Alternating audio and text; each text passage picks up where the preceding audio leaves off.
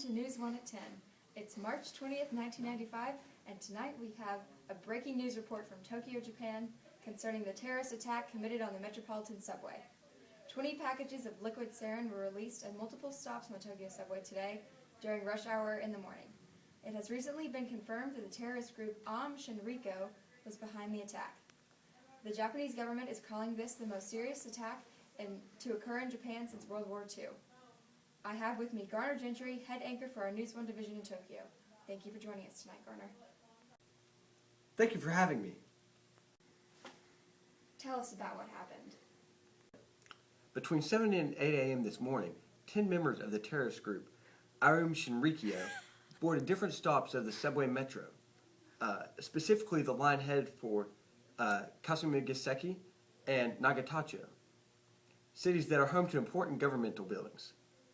The men boarded the train with 2 packets of sarin each, although we now have intelligence that they were planning to release the sarin in the air through the vents. They abandoned that plan in favor of releasing larger amounts in liquid form. I see. What happened then? The terrorists broke the packets of sarin with using the pointed tips of their umbrellas that they had brought with them. The sarin from all 20 packets amounted to over 900 milliliters of sarin. To put that into perspective, Sydney, a drop of sarin the size of a pinhead would be enough to kill an average human being. Wow. With that much sarin, there must have been some pretty serious repercussions.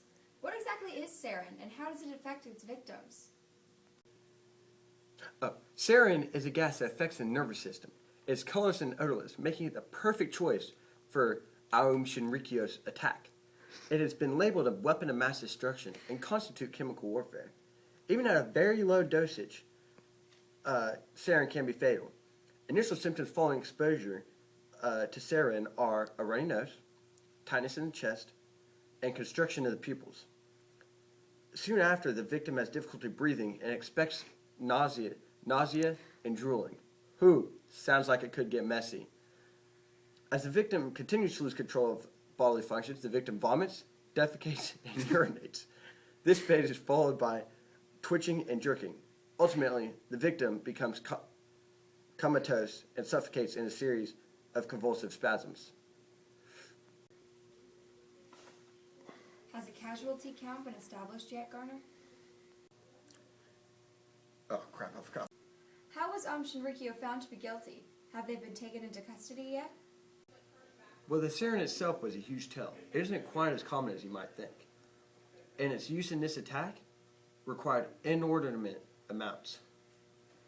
Amounts like these would only be available to people with illegal connections, thus pointing towards the terrorist groups. Shinrikyo has a history for attacks like these, and they were naturally the first suspects.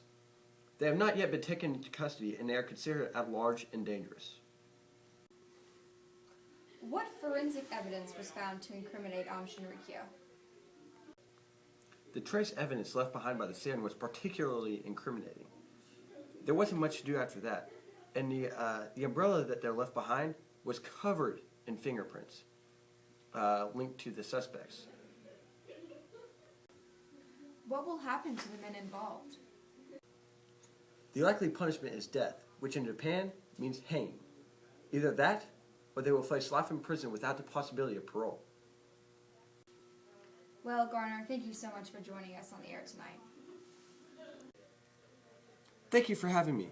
But before I go, this just in. The members of Shinrikyo have been apprehended and will face trials soon. This man, Shoko Ashara, head of the terrorist group, the group under his control had the intention of overthrowing the Japanese government and installing himself as the new emperor. He will face the most severe of punishments for his actions. Back to you in LA. Go. Thank you again for joining us, Garner. Later, after the break, we will have more on the Tokyo subway attack. Also, join us for highlights of the Lakers game and updates from Hollywood. This is News 1. Stay steady, Los Angeles.